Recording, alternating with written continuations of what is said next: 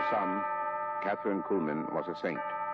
To others, she was a sort of superstar of the bizarre, a possessed-looking woman in a flowing gown whose temple of healing was the TV tube.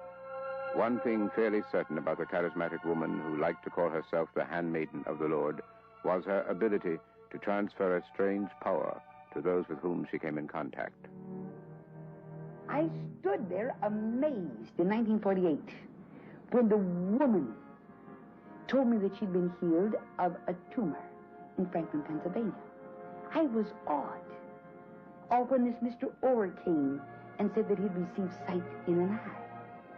Because I'd never touched him, I'd never prayed for him. I, too, was curious as to what had happened. Recently, the St. Louis Globe-Democrat reported that since 1948, and this is the figure that they gave, that at least 2 million people had been healed by the power of God through this ministry. At one time, I thought it was phony. But when it happened to me, I'll just tell the whole world that this is the truest thing that ever was. And I've seen healings here that make your hair stand on end.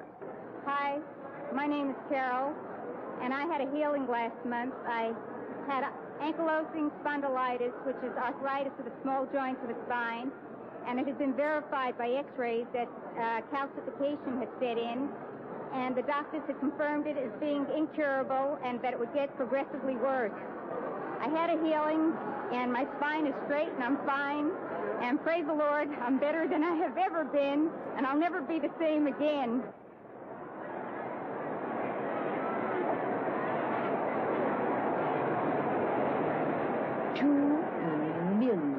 People. This is what the news media has given. That's the reason, you know, the ministry needs no defense. These miracles of healing need no defense. Sitting there are thousands who are watching. And they may feel as though that I am over dramatic when someone is wonderfully healed by the power of God. What they don't understand is that I'm just as thrilled with the very last miracle that I saw God performed as the first time.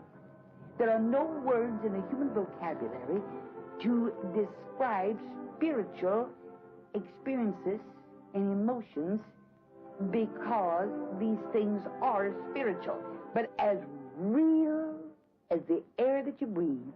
I thought they needed more air conditioning. I was getting so terribly hot, and then all at once, when I turned to look at Bernie, my head turned without holding it up.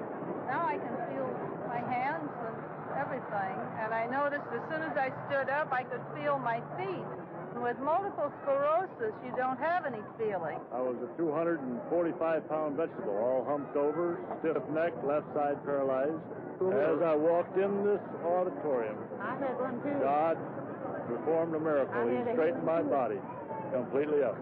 I had no ill feelings. My hands straightened up. I could turn my neck. My left side had use in it. I was a new man. I know from my own experience in my 30 years of surgery and working with patients of this kind that this is medically impossible, that this has to be a miracle of God to give me this healing of my back and to relieve this constant pain that I had in my leg. How do you feel now? I feel vibrant. Vibrant? I feel like I could shock the world. By doing what? Praise the Lord. I was blind and was led around like blind people. Seen a doctor about your condition? Oh, yes, for years. And what happened this afternoon? I don't know. I started to cry. And I didn't ever cry much because I think that's one of the things about glaucoma. You don't have much fluid in the eyes or something. And then I thought I saw the stage, but I didn't believe it. I thought it was in my mind's eye that I saw it. And I took my glasses off and rubbed my eyes. And I said to Quan, I see a little boy in a green sweater. I was stunned. I couldn't... I couldn't say anything. I kept wanting to cry, but I couldn't. It was just that I was walking around dazed. I couldn't believe I was really seeing it. Even though I believe in the supernatural power of God, I'm not personally immune to sickness. I, too, can become ill. Kathryn Kuhlman died following open-heart surgery. It's likely, however, that her legacy of love and healing will be an inspiration for generations to come. The lady from the little town of Concordia, Missouri, made too strong an imprint on too many millions of people to be soon forgotten.